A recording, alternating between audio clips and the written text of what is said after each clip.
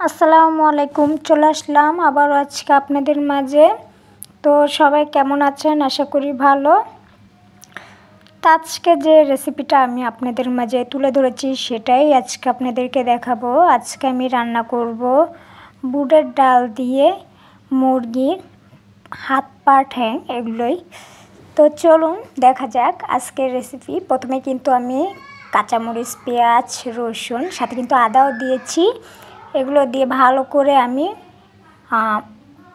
হালকাভাবে বাটা দিয়েছি, মানে ফিনিশিংও করিনি। তো এরপর কিন্তু পরিমাণ মতো হলুদের গুঁড়ো এবং পরিমাণ মতো মরিচের গুঁড়ো, পরিমাণ মতো মশলার গুঁড়ো। তা আমি কিন্তু গরম মশলাই খাই। মশলা কিন্তু দুই প্রকার আছে, একটা হয়েছে ধনিয়ার গুঁড়া আর একটা হয়েছে মশলার গুঁড়া। তো ধনিয়ার গুঁড়া কিন্তু ভালো না, ওটা দিয়ে তরকারি রান্না করলে তরকারির স্বাদটা চলে যায়। তা আমি কিন্তু গরম মশলার গুঁড়াটাই ব্যবহার করি। পরবর্তীতে স্বাদ মতো লবণ এবং মুরগির মশলা কিন্তু অবশ্যই দিয়েছি, যেহেতু মুরগির হাত পা আমি রান্না করব আজকে। হালকা পানি দিয়ে আমি একটু ভালো করে মশলাটা কষিয়ে নেব, যাতে মশলার গন্ধটা না আসে। বেশিক্ষণ কষালে কিন্তু এক ধরনের ঘ্রাণ আসবে।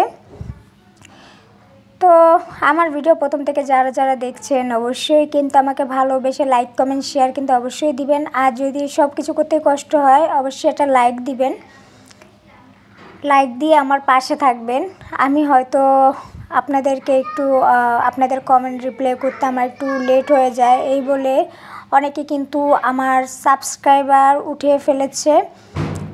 এই ধরনের কাজ কখনোই আপনারা করবেন না। সাবস্ক্রাইব করে আবার সেই সাবস্ক্রাইবটা হিংসামো করে উঠিয়ে ফেলেন। এই ধরনের কাজ করলে কিন্তু আপনি কখনোই সফল হতে পারবেন না।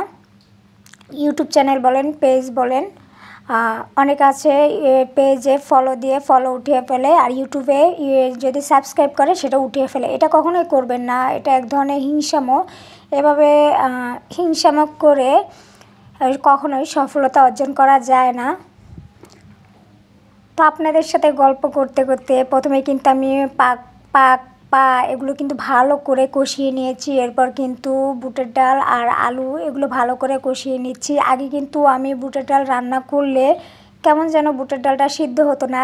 এখন রান্নার পজিশনটা শিখে গিয়েছি, তো এখন কিন্তু বুটের ডালটা আমার রান্নার আগেই গলে যায়। তা আমি কিন্তু একটু ঝোলের পানি বেশিই দিয়েছি, কারণ বুটের ডাল বলে কথা, এই বুটের ডাল কিন্তু ঝোলটা খেয়ে ফেলে। এই জন্য আমি ঝোলটা একটু বেশি দিয়েছি।